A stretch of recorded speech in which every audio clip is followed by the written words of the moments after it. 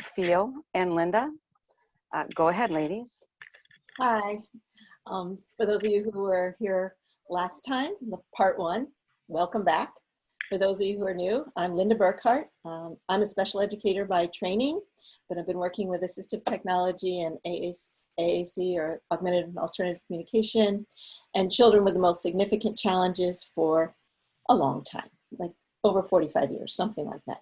Anyway, I welcome you. Today we're talking about a really important component where we're going to really look at one of the issues that really impacts the most severely challenged kids, and that's timing. Thea?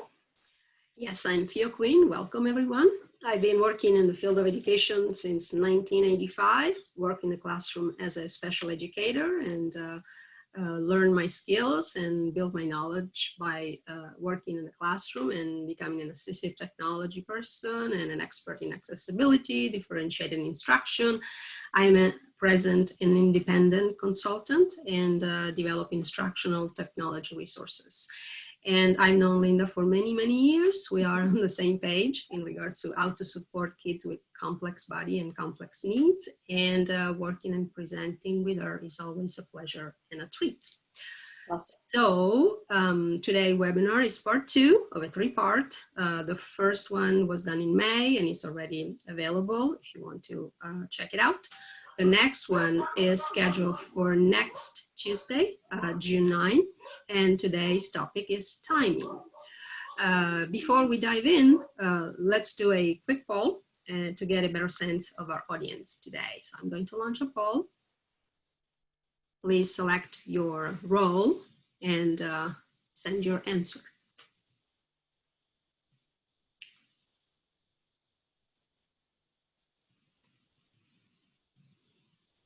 Okay.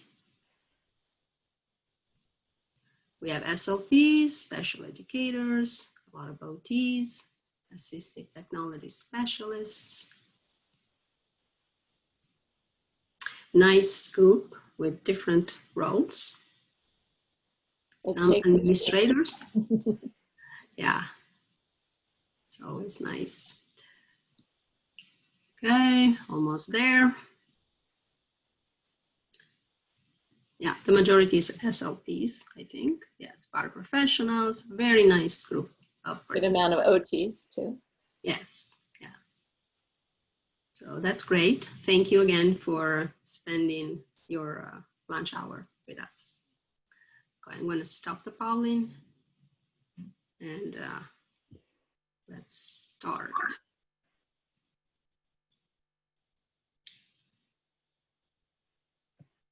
It says share results. Oh, I didn't. I closed it. Oops. Stop sharing. There we go. Share results. All right. So there we go. Good group. Okay. Close this window. And let's define the population we're talking about, which are the kids that we are focusing on. We're talking about kids who need access to a communication system or to resources for learning or interacting with other people.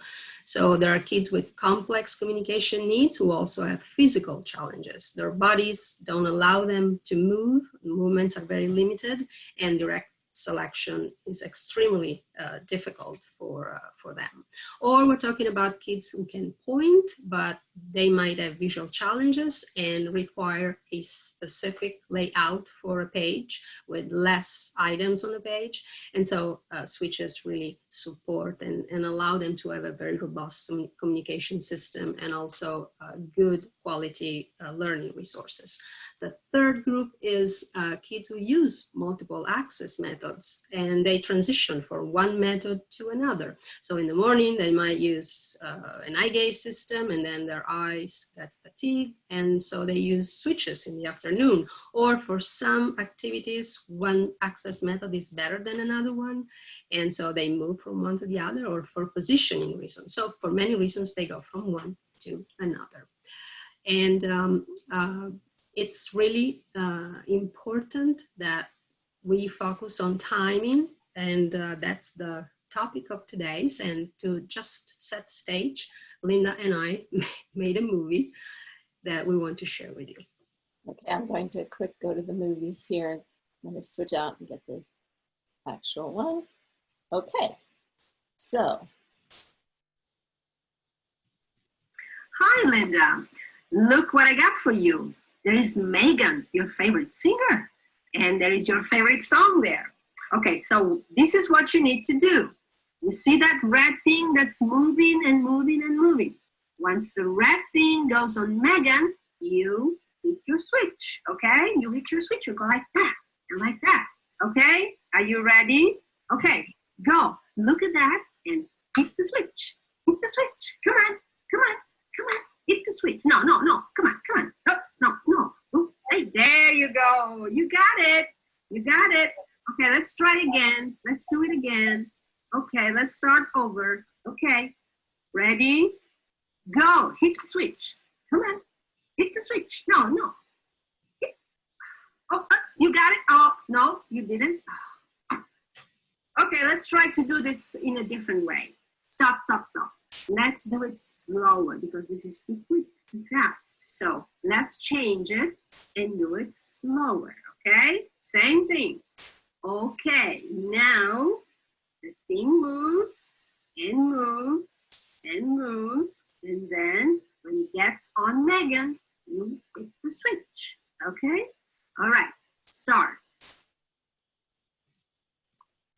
Wait, wait, you gotta wait. Gotta wait, it's slow. You gotta wait. No, gotta wait. No, you have to wait. It has to move, wait. Getting ready. Getting ready. Okay, you can hit your switch. Come on, wake up. Come on, Linda, wake up. Hit your switch, come on. Oh, you missed that. Okay, I don't think you're ready for this. We'll try next time, maybe next week, next month. How about next year?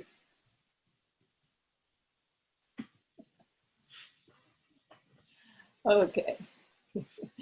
Not going to get an Oscar for this, but Definitely not going to get an Oscar for that. hopefully our message went through and you get what we're trying to say. So yes, a lot of times I've, over the years working with switches, have walked into classroom, and what I hear most of the time is hit your switch, hit your switch, hit your switch, or hit the switch. And I just think that both Theo and I are saying we need to stop, hit the switch. Obviously in that situation, trying automatic scanning was not the right place to start for that child. So we're going to be looking at where you start and why automatic scanning might not be the best place to start to learn how to use their switches and learn how to scan to access whatever the individual wants to access. One of the things that we talked a little bit about in the last webinar is that children don't have a switch site that's perfect. You have to learn how to use a switch. So we're looking for places for children to learn, and we're having to teach them to learn and use those switches. Now, before being able to use a switch for learning, the individuals need to develop automaticity of switch use. So when I say we're not looking for the perfect switch site, like we said in the last webinar, we're looking for a place to learn. And while they're in that learning process, they are not automatic with that movement. And they need to be able to activate that switch or be able to select that switch when they want to with some automaticity in order to be able to use it effectively to access other things. So we're going to talk a little bit about that automaticity. What the research shows us is that developing automaticity takes three things. First of all, thousands of repetitions. Well, I should say that's the one thing it takes, but those repetitions have to have three components. Those thousands of repetitions have to have intent from the child. It has to have a purpose for the child and variation. So those three things are really critical for the child to be able to learn a motor skill. And activating a switch with whatever body part you're using is a motor skill. And the reality is, no one starts with automaticity of movement. Motor skills are learned. So if you think of a newborn baby and you throw a ball at them, they're not going to catch it, right? It'll just bop them in the head because they haven't developed the ability to reach their hands up and catch and coordinate their movements. So no one starts with automaticity. Everything is a learning process. Our children with more severe physical challenges are still learning, and it's not that they're going to learn, have the opportunity to learn as much as a typically developing child would with movement, because they have severe tonal issues and other things that are neurological issues that affect their movement. But they can get better at the movement that they have access to. And so we're going to try to teach a movement, but realizing that they're not automatic to start with. So let's think of something that you do fast or you do automatically every day. Think about brushing your teeth, okay? Everybody brush their teeth? So when you're brushing your teeth, what are you thinking about? Are you thinking about your teeth?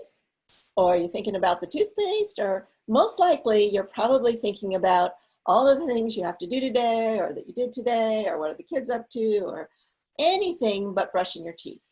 And that's typical because you have developed an automaticity for brushing your teeth, and you can do it without thinking. Now, let's say you go to the dentist, and the dentist says, I don't know, down on the lower left side here, looks like you're not brushing enough because there's a lot of plaque buildup down here on the lower left. So now the next time you're brushing your teeth, what are you thinking about? You're thinking about the lower left. That means your attention now is not on everything else. Your attention is focused and thinking about brushing your teeth. When you were doing it without thinking, you can't get better at brushing your teeth. But now you can get better at brushing your teeth because you're focused on it and you're practicing with that attention. So you can now begin to improve or refine your motor pattern without slowing down or attending to what you're doing, okay? So automaticity requires you to be able to do it without having to attend. In the beginning though, to learn it, you need to attend, okay? Now, when you have a child with abnormal tonal patterns and different reflex movements and those kinds of things, sometimes the only option that the child has is to use whatever current automatic motor pattern they might have. So their body moves only in a very limited number of patterns. And in the past, we typically put the switch in the way of whatever patterns that child could move in. Now we're looking at it a little differently. We're looking at teaching those movements. So we realize if we put the switch just within that place where they can get it with that abnormal pattern, all we're doing is getting them better at using that abnormal pattern. So we want them to attend to what they're learning, and we need to be able to help them begin to practice it in a simpler way. And that supports them. To be able to learn it. So we start with their body in a good position, and we certainly don't have time to go into all the positioning strategies, but the idea that the child has good weight bearing on their pelvis, they're actively engaged, they're doing some leaning forward or at least upright so that they have more opportunities to move from a center position and be able to support themselves. Once we get them positioned well, we're teaching them now a new movement within a more healthy motor pattern. So when they're supported well, they're more likely to be able to discriminate and differentiate a particular movement. Okay? So what we find is when we pay attention to all of this, that actually using two switches without timing is frequently easier and leads to the development of more controlled or refined movements than using one switch with timing. Why is that? Because when you're only using one switch, you have to be able to get to it quickly. And that means your movement has to be automatic. But when you're using two switches, now it doesn't matter how long it takes you to get your movement to that switch. You can take a long time or a short time. And there's no need for you to have an automatic movement for those switches because you're still learning the automatic movement. So we actually find people are surprised. They say, oh, this child only has one place they could possibly use for a switch.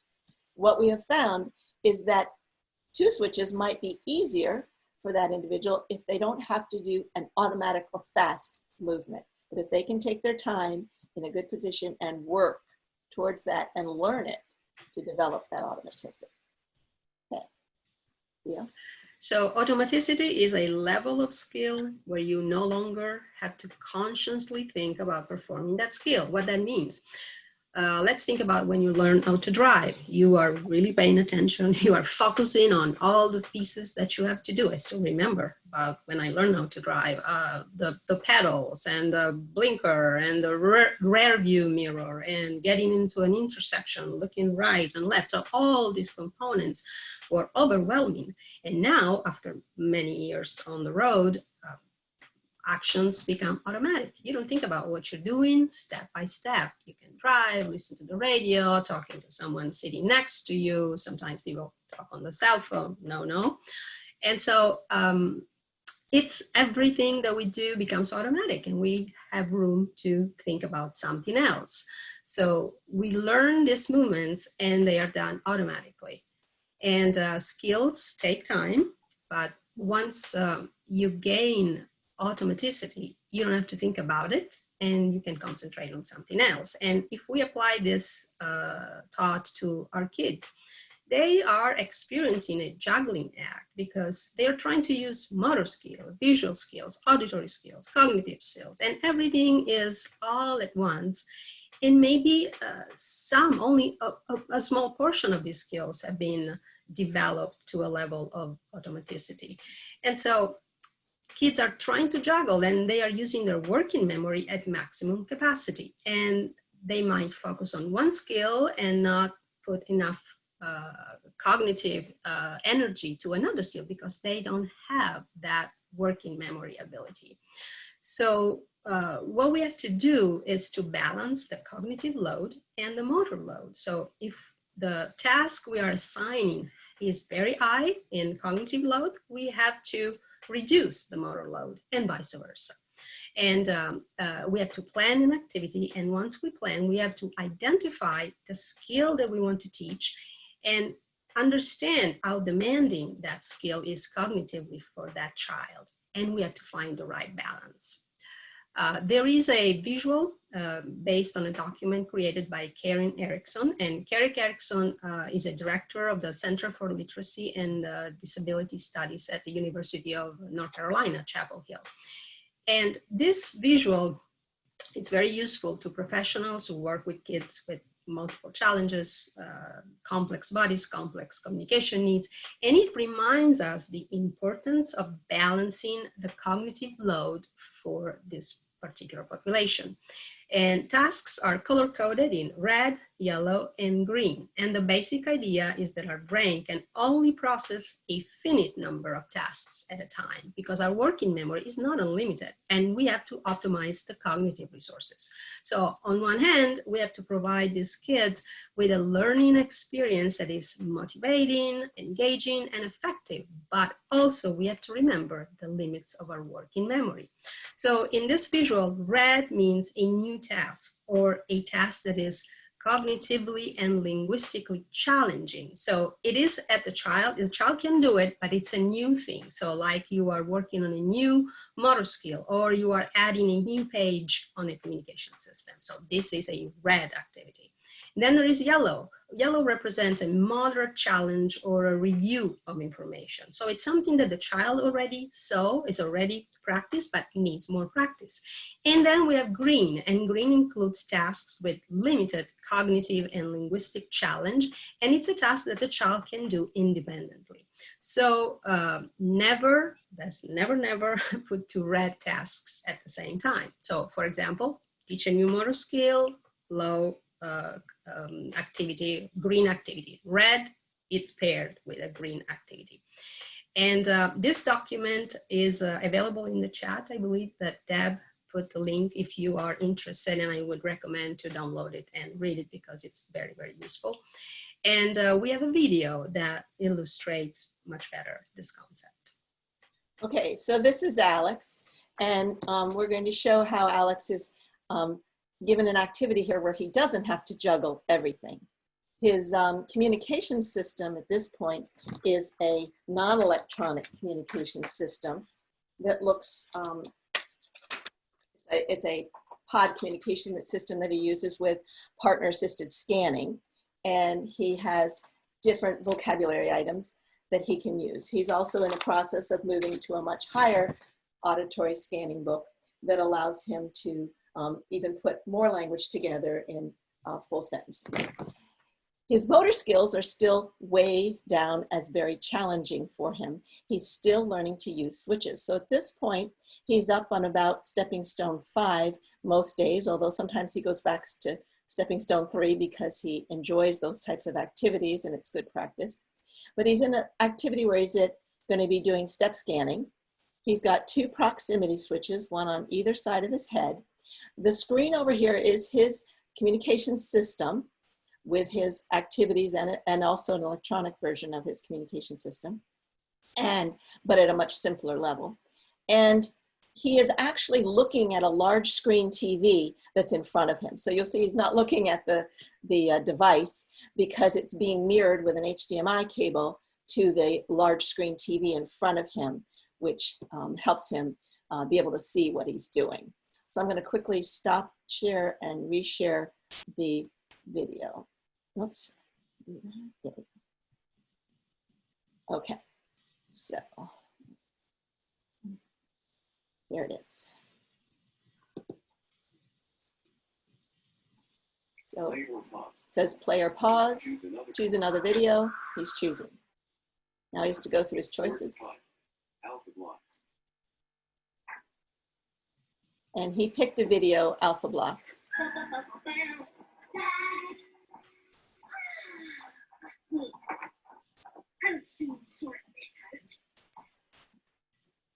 It stops after a time, and he first tries the right switch. It doesn't work. He tries the left, play or pause, and he plays it again.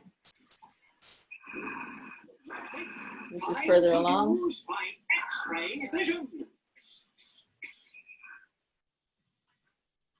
Sorry, X-Fans, but I need it elsewhere. He's playing around with pausing it and playing it, having that control.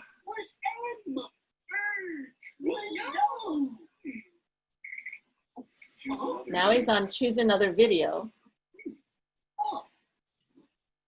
and it pauses. It's going to take him back to his launcher. First he's confused about which switch, but then he figures it out. And he picks a different one.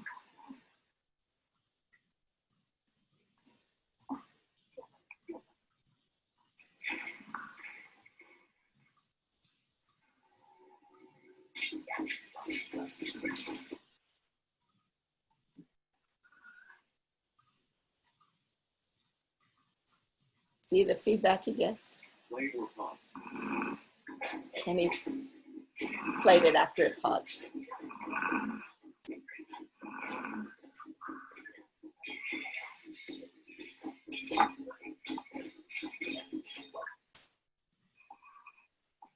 You may also see that he's working on the motor control of holding himself up, which is challenging as well.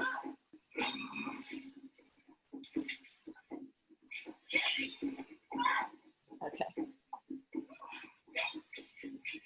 So he's working on holding himself up, but it actually would be less challenging motor-wise than if he wasn't able to hold on to that grass bar and had that good support along his sides and the tray that the grass bar is on. Yeah, and he's practicing. In this video, it's over an hour. We are just showing a very small amount, but he just practices switches and enjoys himself. He's doing it independently, and that's wonderful. A wonderful example, I think.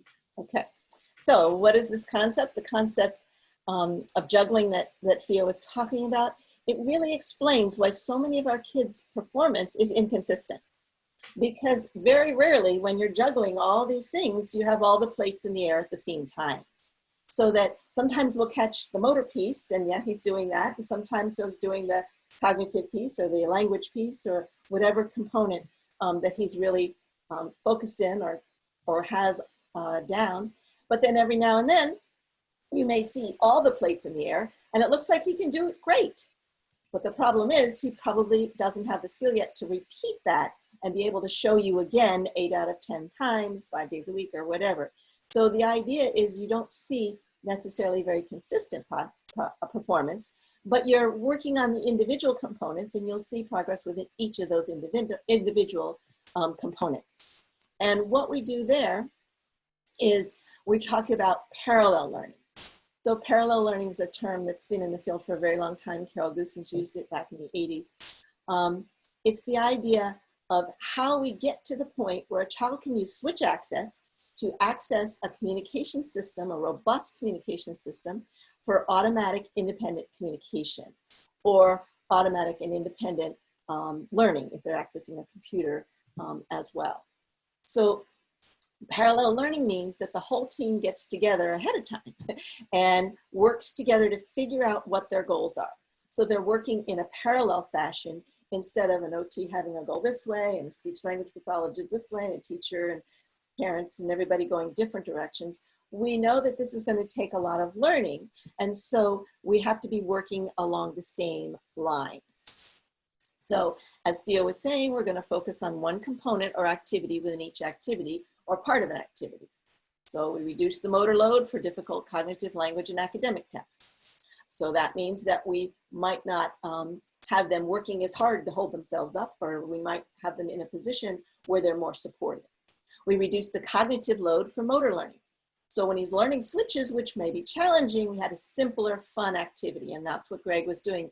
He was watching some, or choosing some YouTube videos using MindExpress. And so he was picking a video and watching it. It doesn't require a lot of cognitive attention to know what he wants to select. So he's engaged cognitively, but it's not a high or not a red. And then teaching switch access as a separate but parallel skills to language and academic learning is what we're thinking about. We want to be working on both.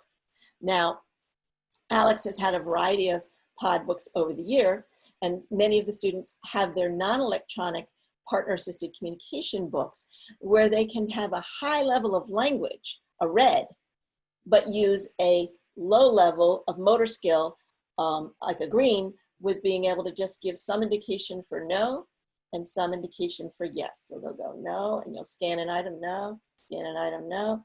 And you tell them the next one, and they go yes. So the motor is a green, whereas the language is the red in that case. Okay, that would be the communication system. In the classroom for academics, when we're putting a high load on the academic thinking and the cognition and the academics that the child needs to be focusing on, we also want to reduce the mode. So we may use an alternative pencil where the child scans, where you scan through A, B, C, D, E, they say no, and you scan through the next one, F, G, H, I, J, yes, and then you scan through each one individually. F, no. G, no. H, yes. And you write down H for them, and then you go to the controls page where they can tell you what to do next. The idea is that they aren't working hard motorically to get their switches and get to the alphabet and all of those things. They're doing it in a partner-assisted way where they're co-planning it together. And then there's ways to do testing where the child can do it in a light tech kind of ways. And when they're doing worksheets or assignments, they're going to be doing less quantity. So the teachers will decide that all the students are doing this many, but he's going to do these 3 or whatever, so that the child has modifications that put them down, put the motor load down into the green because the academics is the red.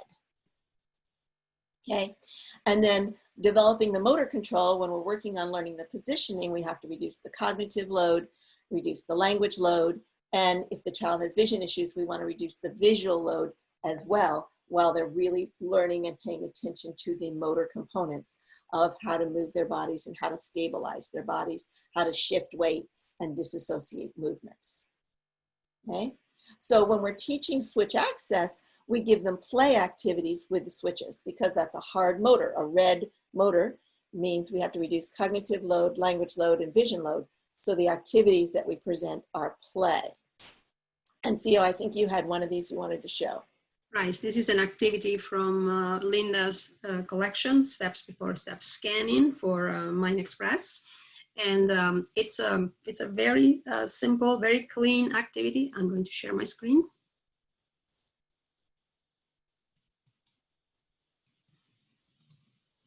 Okay, you should be able to see my screen. And so this is the 2 switches to function area in the collection. And so I'm going to navigate until I find 2 videos, the activity that I want. And we're going to talk about this later, about launchers later, but this is a launcher. So it's like a menu page, and you can just go through all the different activities and you can select. And I'm doing this like a teacher would do as a modeling example, because you want to show the kids how to use the switches. And so if they're using switches like Linda has that are mounted, you want to use the same ones. If you have a student that uses switches on a flat surface, that's what you want to do. So you are modeling and navigating and then talking about it until you get to what you want. Okay, that's what I want. This is wacky toss. And you select the activity.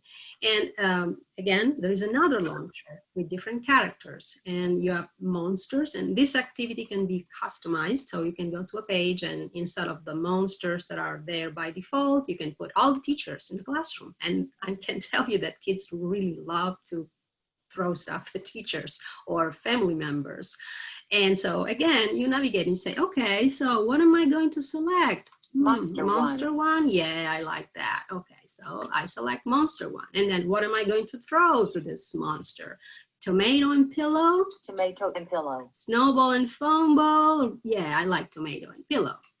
And so you get to a screen that is very clean, very clear. There is a main character in the middle, and then you have 2 areas. So the 2 switches are controlling each side of the screen. So switch number 1 controls one area of the screen, and switch number 2 controls the other area, and they do throw a different object.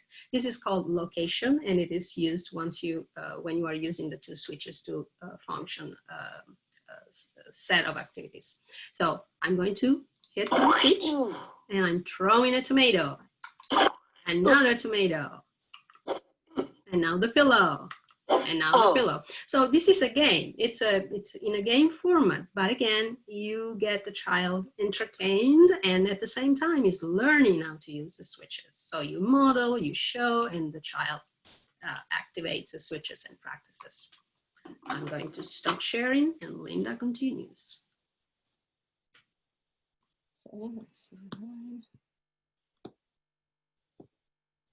Okay, so the goal eventually would be to combine all these so that you have children that are able to operate their communication devices and their learning technology with independence and autonomy.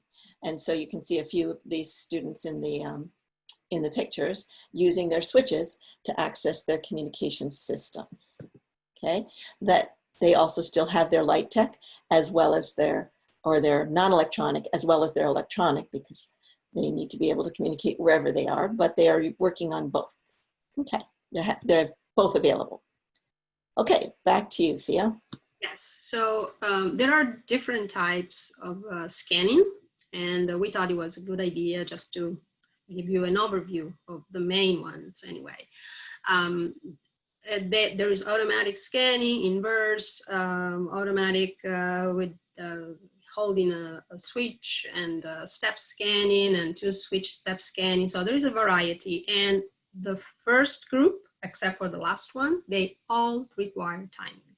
So they are appropriate to use, very effective, but not in the beginning, because they all require timing, and we know that timing is linked to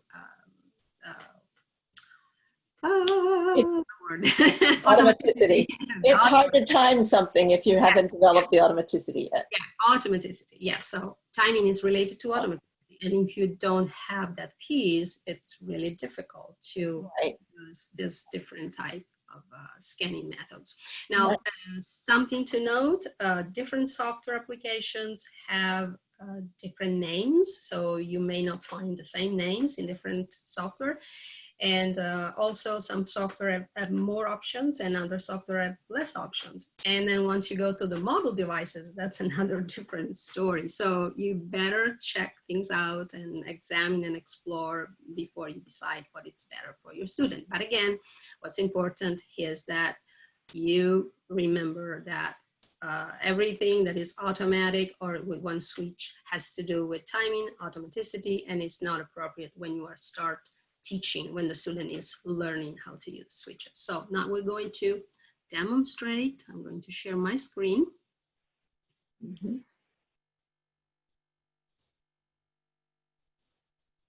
And this file was built with MindExpress, and your handout has a link. So if you want to use it, you can download it from that link, and it works with MindExpress. So in order to use it, you need to have MindExpress installed in your device, and you can use MindExpress on a trial mode with everything working for 60 days.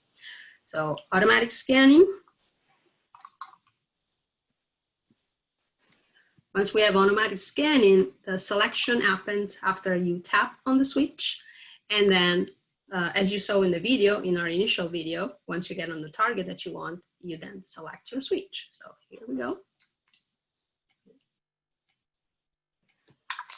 And then I have to... Because you know I'm all about that bass, So I have to get right at that time the target that I want. And this might be difficult. Of course, you can set up the duration, the interval between one and the next target, but it's still related to timing. The next one is inverse scanning. Inverse scanning, the selection happens after you release. So you have to hold the switch and then start. I'm going to let it go and it will go. And when it gets on my target, I release it. And because you know I'm all about that bass, no. Okay, the other one, it's backtrack scanning. This is an interesting one because it's more useful if you have a long row of targets on a page. And so you set up two different speeds. One speed initially, and then there is another one that goes slower. So you activate your switch and it will go very fast. And if you miss the target, then you can activate the switch and it will go in reverse at a much slower speed. So you have the chance to really get the target that you want. Oops, I missed it. And then I can activate it again. Let's do it again. Go to the end. And now it's going slower. And I can select it. Because you know I'm all about that bass. Okay. Then we have step scanning with a delay.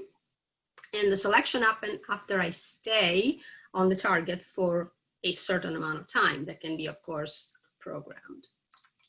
So it's a step. So I step, and then I step again, and then I step again. And if I stay on this target for a certain amount of time, then my video, because you know I'm all about that bass, no, switch will be activated. The next one, it's step scanning single switch with long hold for select, long name. So again, it's a step and selection happens after you hold down the switch for a certain amount of time that you can program, of course. Step and step, and then I go there and I hold it down until because you know I'm all about that bass, no trouble. And the last one, of course, is the two switches, step scanning, which is perfect because the student can have control. It's not the scanning that's controlling the student, but it is vice versa because one switch, move, let's go there, of course.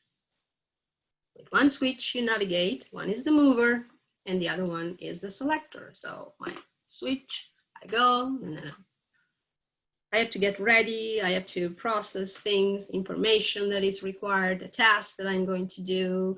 And so I have time to think about it. And I go to the next one and say, no, this is not what I want. No, it's incorrect. And the child has time to process the information. And then when I get to what I want, I use my second switch and I select Because you know I'm all about that bass, no? So remember, when you're teaching switches and when your child is learning to use switches, this is the best way to start. Great.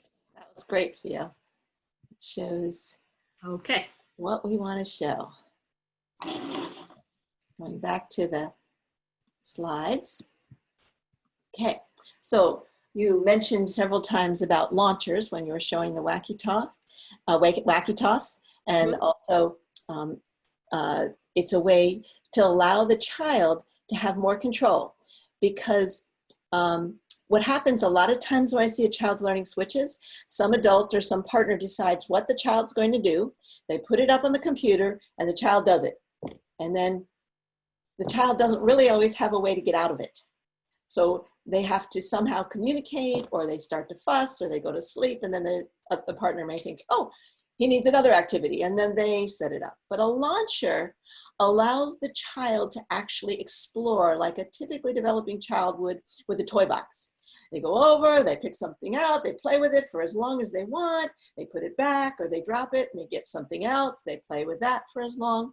A launcher really allows an individual to have more control. And that's why in that video you saw of Alex, it was actually an hour and 15-minute long video of him selecting videos himself, because it gave him the opportunity to control it. He could go into whatever he wanted to look at. Now, as Theo demonstrated at the early stages, the partner's modeling this, because at the early stages of the stepping stones, a child might just be on 2 switches, 2 functions. But the partner, the adult or whoever's working with the child, will be modeling how the step scanning works so that the child gets the big picture, and it helps them give a framework of where they're going or why they would be using the 2 switches later. It gives them a scaffold. Okay. Once I want to add a note on launchers, Linda, if I may. Because there are some software, commercially available software that have launchers.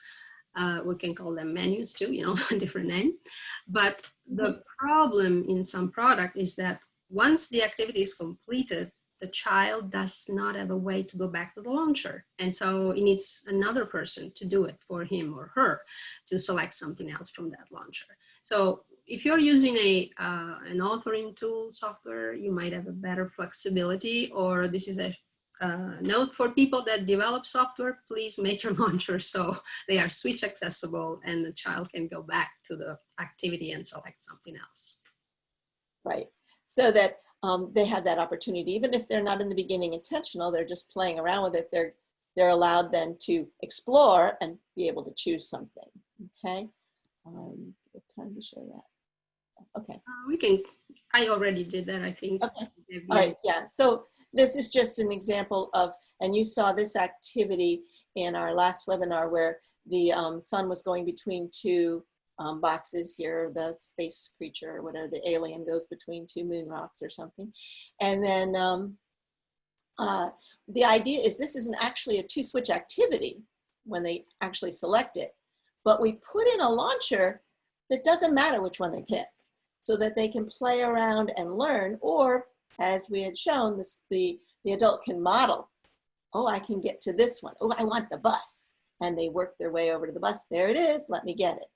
And somebody had asked in the chat, what do you do if the child can't see? And if the child is using an auditory scan, then the child can hear every time they activate the switch, sun, giggly girl, curious kid, busy bus, Smiley sun, giggling girl. Right, so that then they hear it, then they use their second switch to select it. Adventurous astronaut. Let's go to the monster. Nelly jelly. I don't like jellyfish, Just but a I dragon. love the dragons. Okay, there we go. Okay, and now he's in a 2-switch activity. And the way they get out of it in this particular software, this is part of my Mind Express activities, the way they get out of it is after a certain number of switch hits, it comes up with the option for more and stop. And then they can use the 1 switch for more and the 1 switch for stop. Okay. Yes, and if kids have visual issues, or I mean, there's that auditory piece, but also the screen can be customized. You can change the color of the screen to meet the needs of kids that need certain colors or certain backgrounds and certain contrast. Great. Okay, back to the slides.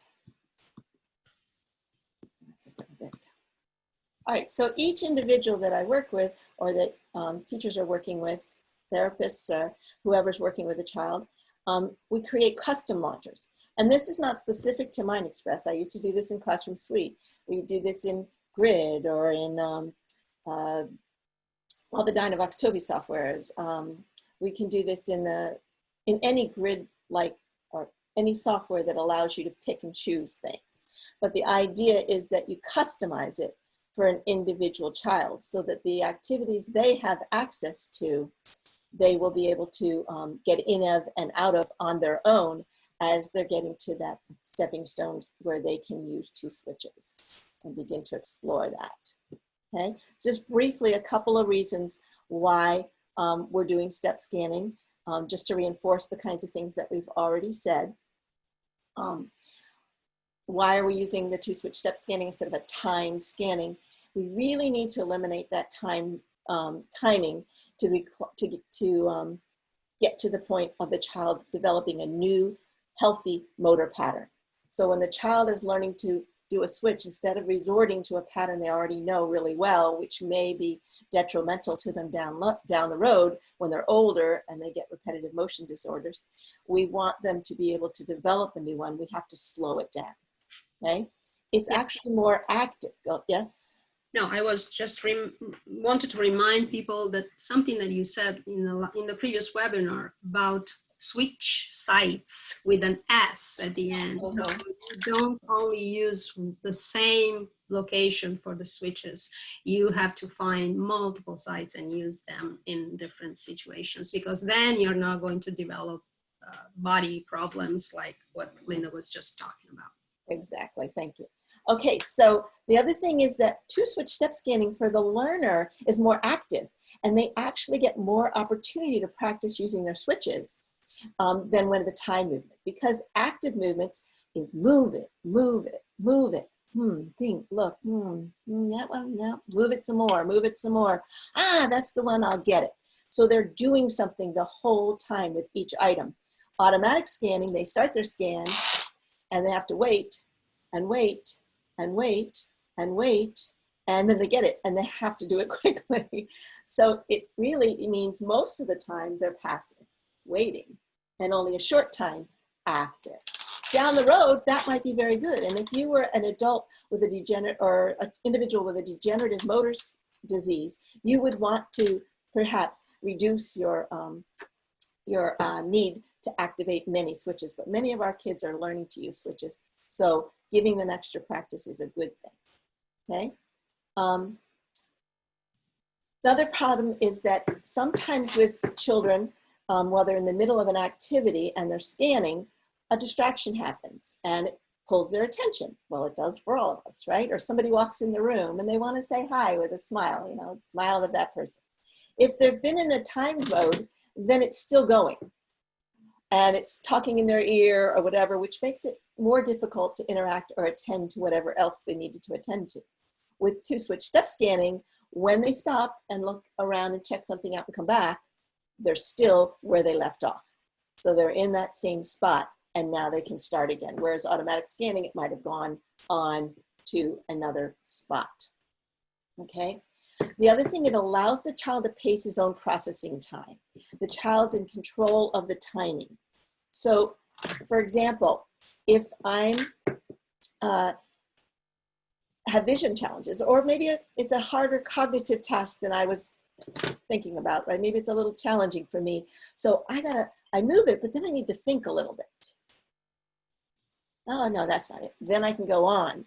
Or maybe visually, do I have enough time to look at it? And then oh yeah, and then I go on.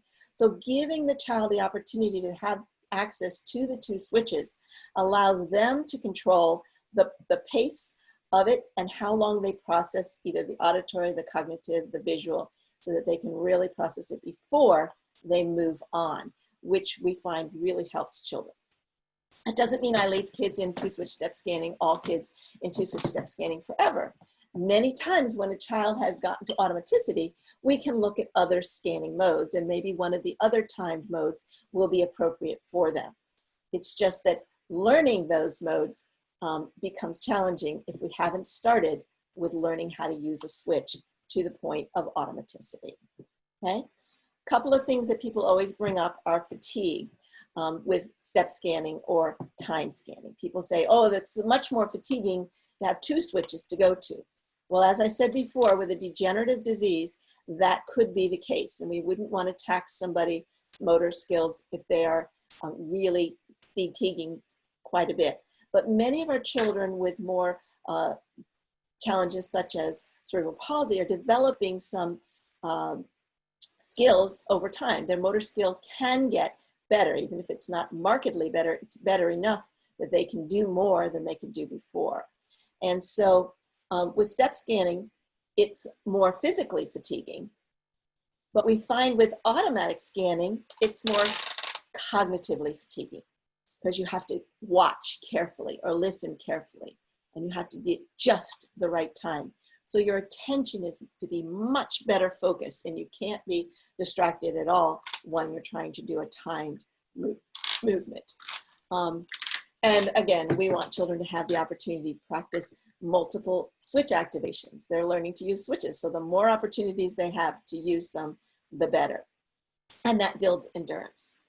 And we have one final video that we'd like to show a student, this is when he was younger, using 2 switches. He's using his hand, and he's got a launcher, and he's going to pick I think writing a note to his mom.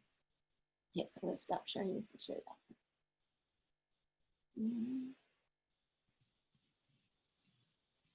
Where is it?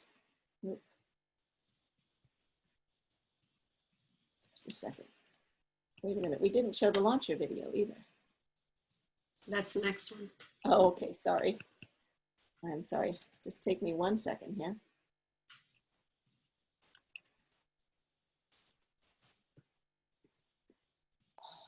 You want me to share? No, I can do it real quick. Okay. Oh, that's the wrong one. Shoot.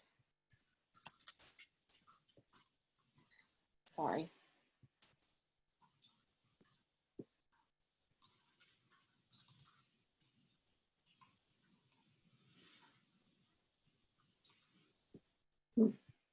It's called Ty. Yeah, I didn't find it for some reason. I had it up in a minute ago, but it's not coming. Right. Sorry. The juggling talk. Okay. You ready, or should I share my screen? I'm sharing it. Yeah. Sorry for the delay, folks. There we go. Write the story, the W book, the B book, the T book. Make 3-letter words. Write 1 letter. He just selected that one. Dear Mom. Dear Mom to Dad. Hey Mom. Hey, Mom. Guess what? I have something to tell you. Wait till you hear it, Watson. Guess what? Hey, Mom. Guess what? I played on the computer. I did a good job. I worked hard at school. I played on the. I did a good job. I worked hard at school. Hey, Mom. Guess what? I worked hard at school today. Isn't that awesome? It was great, crazy. Isn't that awesome? Hey, Mom. Guess what? I worked hard at school today. Isn't that awesome? Right. All right. Okay. Yeah. And then, Are there any questions? I think this is concluding our. we're just going to say that next webinar, we are going to be then moving into the rest of the stepping stone process, now that you have a good understanding of the whole timing issue and why we're doing this. So we'll be working on that and how to begin teaching 2-switch step scanning. Questions? Deb, have you collected a few questions? Yes, there are questions in the, if you click on the Q&A, you'll be able to see them all and scroll through them. Okay. I can just start reading them to you if you'd like. Okay, I see them now. Do we have a suggestion or link to the tray top grab bar? That's one that I made, a homemade one. And I don't have it on my website yet, but that is something I'm working on to get the directions for how to make the grass bar. It has a suction cup that you can fasten to the tray, and then it has grass bars, so you can use 1 or 2, depending on if you screw them on. It's just made out of PVC pipe. I will have that in my handouts eventually. Not there now. Okay. What kind of switches the boy using? Those were the Adaptive Switch Lab ASL switches, the proximity or sensor switches. Can we comment on eye gaze as access as opposed to switches? Eye gaze is a different access strategy. Both are good access strategies. What we find with many of the children that I work with often have vision challenges as well. So whereas they can do some eye gaze, they may not have the level of access that they could have without the eye gaze. With switches, they might be able to have more items to be able to choose from or select from. However, some of my kids have good vision and they tire on eye gaze, and they need some parts of the day where they'll use switch access. So it goes back and forth, and you figure it out what is the best for that particular child. That's where you might look into an AT assessment. Okay.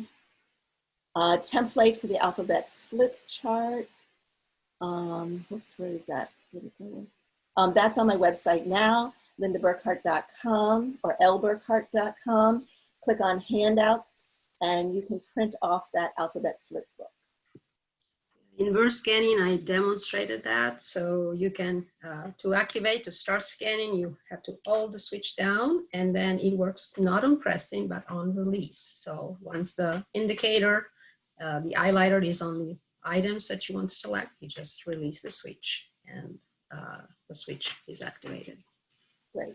When you're teaching automaticity with 2 switches before moving to timing activities, do both switches do the same function?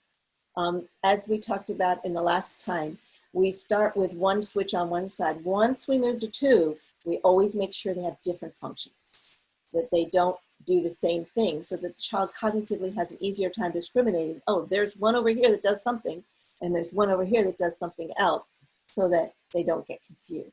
Okay. Yeah, but in your collection, in the 1 switch activities, there are 2 switches. If you want, you can use 2 switches, and they are both programmed to do the same. Right. So the person that does the modeling can use the second switch, and the function is the same. Good. Thank you. That could be what she was asking. Okay, last webinar you suggested that we should use a program when initially learning that requires them to hold down on the switch to keep it playing, and it stops when they release the switch. I had trouble finding any switch adaptive programs on my daughter's iPad that do that. Do you know of any? Also, are your programs able to be used on an iPad, and does it have to be on a computer? So the Mind Express only runs on a computer.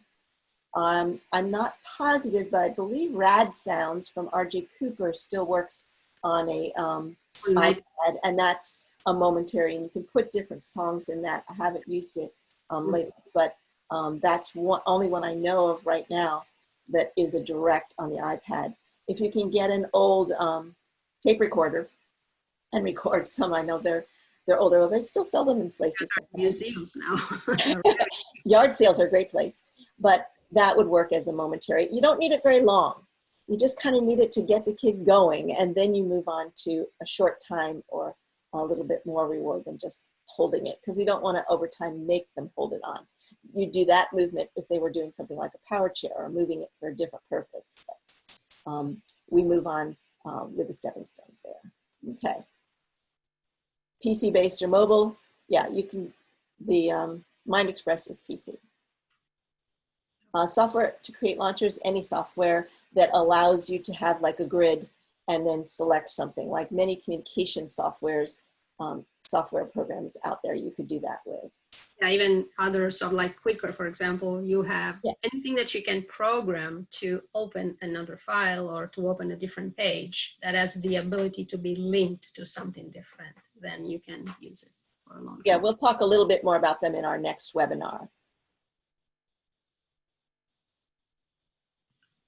Okay. Okay, I've noticed that often students have a bar to grasp when you're using head switches to help them with control. Have you ever found it useful to stabilize, for example, the student's arm so that their hand has better control? I have seen this done with strapping systems. Yes, as a matter of fact, you can see this with Monica here. She has a lot of excess arm movements, and she has some soft straps that kind of dampen her movements and allow her to use her switches with her fingers. So yes, you can do that. And the idea is that when we're learning switches, typically children develop more control of their head before their extremities. But some children do go on to use their fingers because that may require less effort and keep them being able to be visually engaged. So it really depends on each individual child. But yes, you can stabilize. And you can also have the child stabilize with one arm, and sometimes they can use their other arms as well. Mind Express, not on an iPad. Curious to know where you train. This presentation is fantastic. Oh, thank you. I know it says it's for beginners, and I'm not a beginner, but I'm still learning a great info. Thank you so much. I learned this in the classroom. Same here. Just Way to learn. it's the kids taught me. Everything I know is kids taught me. I was in the classroom before computers were available. When they came in, first I was using Radio Shack color computers, and I was turning switch joysticks upside down so there were sideways, so there'd be one switch, and using the clicker as a second switch. And we were doing things early on, and the kids just taught me this, and that's where I got my information. Okay, and of course, I learned from lots of other people that are doing things too. Teams are always a place to learn. I lost the ability to scroll. Are we going to see the launcher video? Launcher video. Showed 3 books used scanning letters for writing. Is this website where you can better view this? On slide number 23. That's where you're talking about the test, how to reorganize things for. Or do I have it on this one? Because yeah, when you're talking I think about. I have our numbers different because I left in a couple of slides. Yeah. Which one is showed books Yeah, used for scanning letters for writing? Yeah, I think that's the one. This one? The person is talking about. Okay. Yes, this, I don't have a video up for it yet, but I will be adding that to my handout page as well. Right now, it's just the templates and a little description of how to use it. Okay, what else? Are we going to see the launcher video? We did, right? Mm-hmm. Yeah, I think so. It took me a little while to get it up there, sorry. Do you have any games you suggest for working on two-step Next. spelling besides the launcher? Absolutely. That's what our stepping stone 4 and 5 we're going to be getting into next time. What if I'm the only person working with a child versus the whole team? I would do the best you can, but I would get as much input as possible from different people's perspectives, the vision person, the physical therapist, the occupational therapist, whoever else has some input for you. But I wouldn't say you can't get started. Okay, where are we?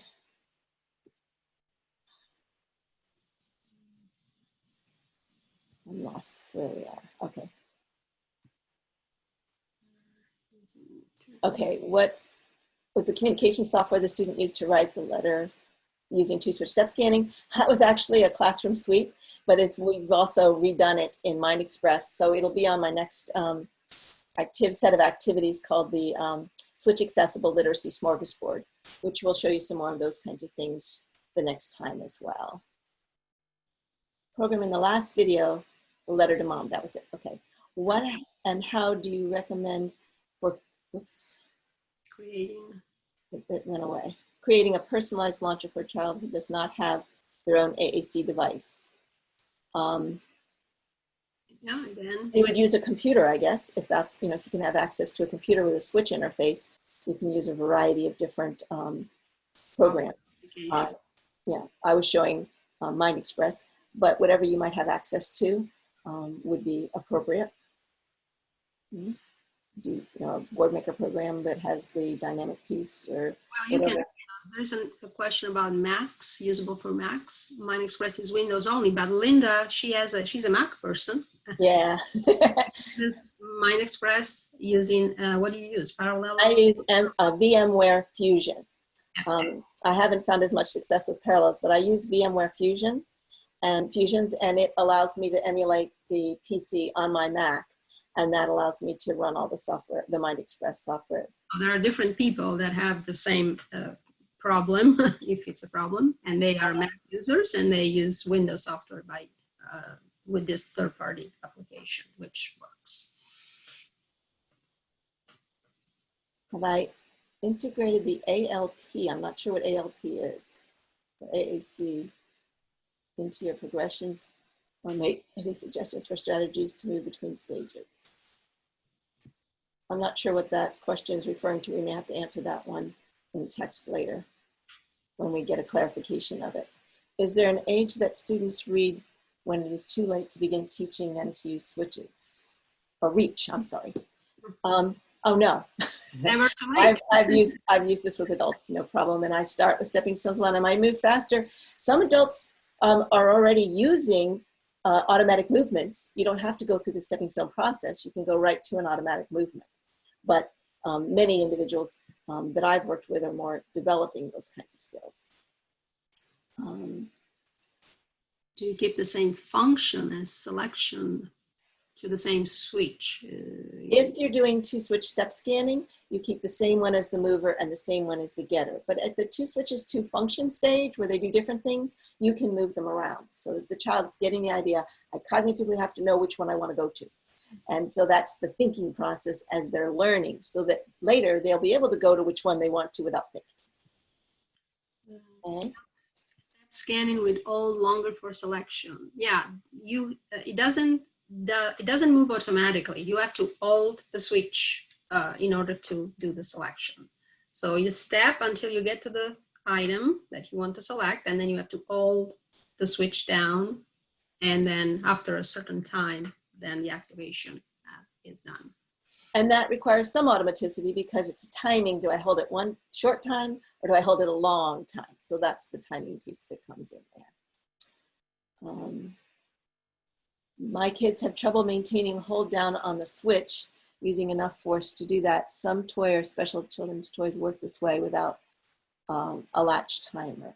Yes, if you're using a proximity switch, you don't have to worry about it as much because they don't have to apply pressure. But there are some children where I let something play for a few seconds at that beginning level if there's just no way that they can manage to hold it. And then again, that cause and effect directive, holding the switch to make it keep going, is only a short part of the stepping stone process. Boombox.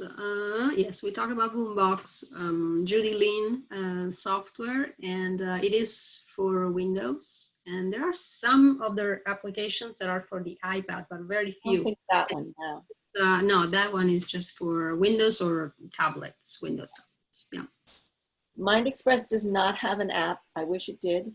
It doesn't. It does have a player. So if you buy the whole program and you want to program and create your activities, you can put it for a lower price on a child's system and just run the activities if you're not going to modify them on that activity. But that's a player. It doesn't work on an iPad or something like that. Yeah, no, it's not for iOS or Android.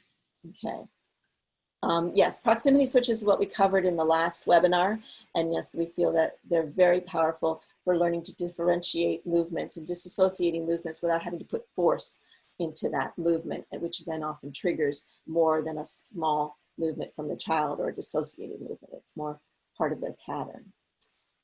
On page 36, you're showing, looks like a pink cushion with straps. We did just talk about that, didn't we? 6 would be that one, yeah. Yes, that was custom made. Yeah, it was custom made, sorry, it wasn't bought. Where's the best place to learn about Mind Express options? I have the information about my things on my website. Again, that needs updating. It will be updated soon too with the newer things, but and if you go to mindexpress.com, and there is a website where there are resources that are shared, that are created for Mind Express. So of course, in order to use them, you need the software. So you download MindExpress, install it, and then you can get to their activity exchange where there's tons of material that you can download. There is also a section with tutorials and different videos and information that you can. And that's mindexpress.be, right? Right, but also .com. Oh, I didn't realize. Okay, good. Just it's rerouted. Yes. Yeah. Okay. And there's a section on my website. How do you select the communication software for the child? Go Talk or Pod or Protocol, Go to PEX. I think that's beyond the scope of this particular webinar. You'll want something that has been thought out to work in the right order for scanning. When the child is using switches, they're scanning to get to their items. And so there's things to consider where you want some of the things that they need to say quickly to be scanned first, which is different than when they have to select different areas of the screen and they can go to any spot on the screen at once. It takes longer for the scanner. So you need something that's really thought out for, to be arranged for scanning. Yeah, and usually, even though switch and scanning has really grown in mobile devices, computers are still a better option for learning to use the switches, I think.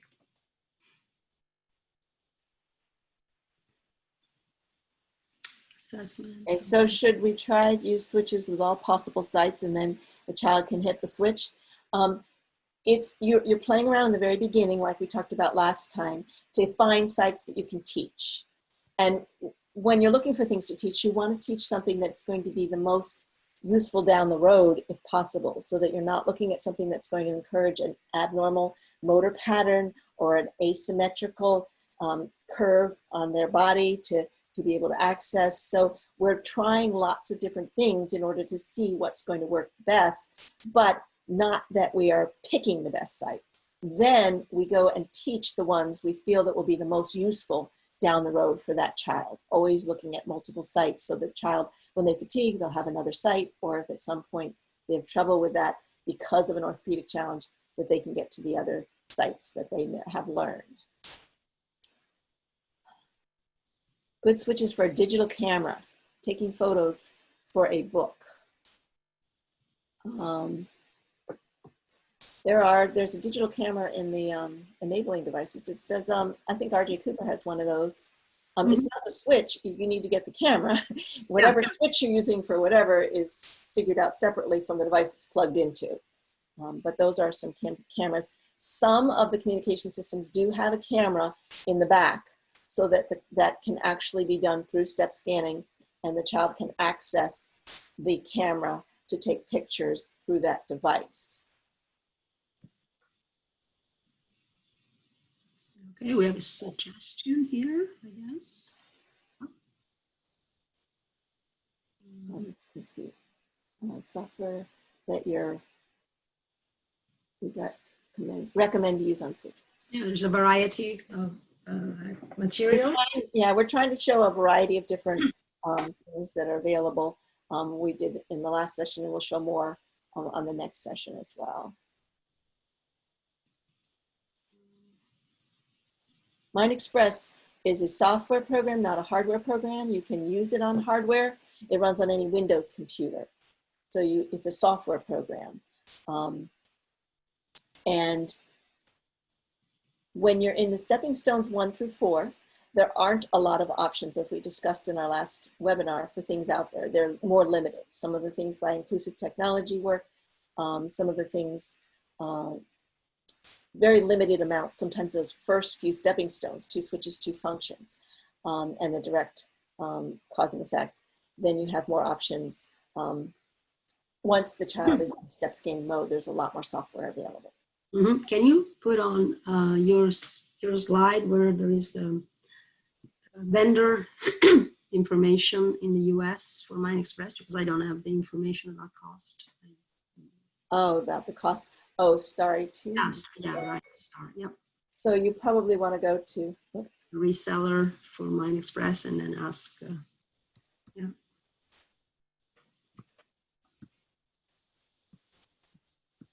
Okay, that's where you can purchase MindExpress and also my steps before step scanning if you want to in the United States. In Australia, you would use Zytec. In Canada, Bridges. That's Yeah, and then there's Stack Chess in the UK. And switch interface with a computer. Anything that will emulate the keystrokes 1 and 2.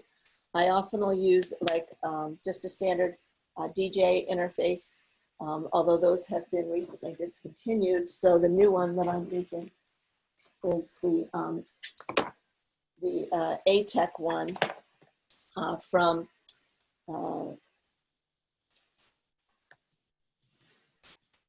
I'll get those 2 minutes. Adaptivation, that's right, from Adaptivation, ATEC switch interface. The reason I use these two is because they don't require any software. So you put your switches in and you figure out what your switch equivalents are. You plug the switches in, and then you can just move it to the light of the row of whatever color is your switch equivalents, and it works. Other software interfaces or switch interfaces often require software to be installed so that it can automatically switch between things, and it has to know what the computer is accepting for that particular interface. So those two are the ones that are simplest, and I find people use in the school. We also have the AbleNet Bluetooth one that can work as well, but you have to program it. Yeah, you can program it. It works with by default with space and enter, like the majority of switches, but you have the ability to program this with other keystrokes. And also there is the Woodpecker, which is what I'm using, which is an interface that is sold by Jabla, the company that sells MindExpress. And this is another tool. And that one has the programming within it as well, so it runs the MindExpress. Plug in up to 1, 2, 3, 4, 5 switches, and they can do 5 things, different things, if you want. The activity exchange with MindExpress, you wouldn't be able to change anything. Right. If you're using MindExpress Player, you can play. So whatever it's available, it's there, but you cannot customize it. But you can use it, of course. Yes. Most of the pictures show children with CP. Would you try switches with autistic children to teach timing skills or any other skills? The only time I've used switches with children on the autism spectrum is when they aren't really relating to using their hands to touch things and explore their world very much. So at that point, when they're just beginning, I find sometimes I can do something like 2 switches, 2 functions that helps differentiate 2 different touches kinds of things. But in general, this is used more for children with severe physical challenges. Okay, yeah, the hitch is from The hitch from AbleNet. You can use that one as well. Thank you, Gretchen. Yeah, thanks. Why would you use an eye gaze system and switches together? Fatigue issues, different times during the day, giving that child different access options so that they are not fatigued, because the child's only access to the world is through the switches or the eye gaze. You give them options. That's why you might use both eye gaze and switches together. Okay. Ending soon. Oh, it's almost 2:30. Yes. Shall we? Yeah, we should say goodbye. Okay. Until next time. It's been wonderful. Thank you for all these great questions, because that makes our little brain think about stuff. And yeah, thank you. All right. Thanks, everyone. Yeah. See you next time.